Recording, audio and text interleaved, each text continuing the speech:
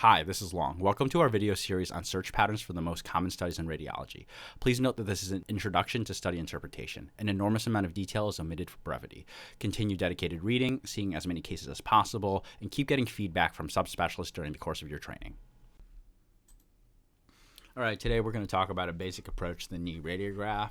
As usual, we're going to get a sense of what's going on with the patient, their history, underlying conditions, etc., and the reason that the current study is being done. We're going to take a look at the views and see any limitations as to those views.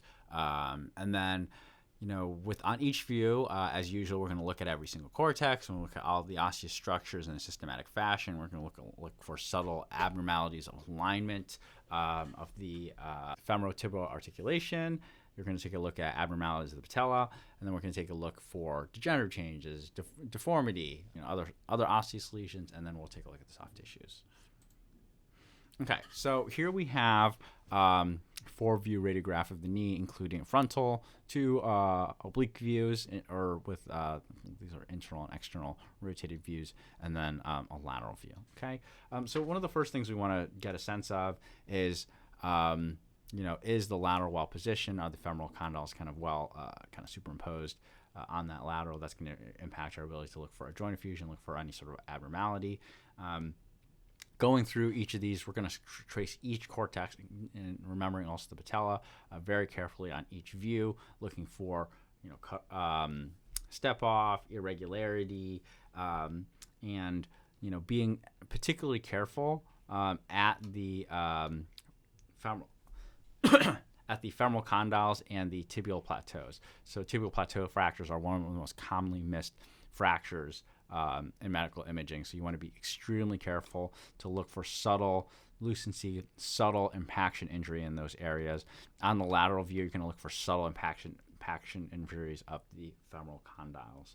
Okay, and on all these views, you're also going to want to be very careful to look for subtle calcific and ossific fragments or calcified soft tissue structures about the joint space, including Pellegrini striata lesions at the medial aspect. You want to look for Sagan fractures laterally. You're going to look for arcuate ligament avulsions, other avulsion injuries subtly around the joint space. You can sometimes see within the joint space itself loose bodies or other sort of abnormal calcifications. So we're going to do this on every single view, and just being very particularly careful at the tibial plateaus. You also have to remember that we're going to see portions of, especially with overlap, the proximal tibia and fibula. In terms of looking for abnormal alignment or any sort of evidence of dislocation, frequently you're going to these will be subtle. You're going to have subtle dislocation, relocation, which you can kind of see as malalignment, typically on the lateral view, which will be very subtle. It's going to be more apparent clinically, or as with evidence of a subtle impaction injury. You want to take a look at the relative position of the patella, whether it is abnormally high or low. You can measure, the insole-salvati ratio to be, which can be helpful in, if you need to kind of get a quantitative assessment to help you with that. When looking at the osseous structures, you want to be also particularly careful for, osteochondral lesions at the medial femoral condyle. You're going to look for abnormal traction injuries at, the patella, at the, proximal tibial plateau. The proximal tibia. On the lateral view, we're going to look for an effusion. We're going to look for preservation of the infrapatellar or Hoffa's fat pad. You can kind of see portions, it's not going to be a great assessment, but you can to some degree make out the quadriceps and patellar tendons. You can kind of see the rest of the soft tissues here, and we're just going to look for abnormal calcification, foreign bodies, air, any sort of obvious or frank abnormalities of the soft tissues on each of the views.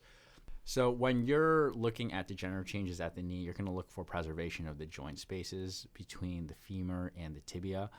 Also look at the patellofemoral joint space as well. We're going to look for the usual osteophytosis, sclerotic change, cystic change. And then I want to also say that at the knee, sometimes you also get sunrise views of the knee, and you're going to have to look at abnormal medial or lateral subluxation and impaction injuries on that view as well. All right, and that basically covers the anatomy for the knee. If as a brief summary, we're going to approach the knee radiograph. We're going to look at the patient history, understand what's going on. We're going to look at each of the views and look for fractures, osseous lesions. We're going to look for alignments, and ultimately look for deformity or degenerative changes, and take a look at the soft tissues.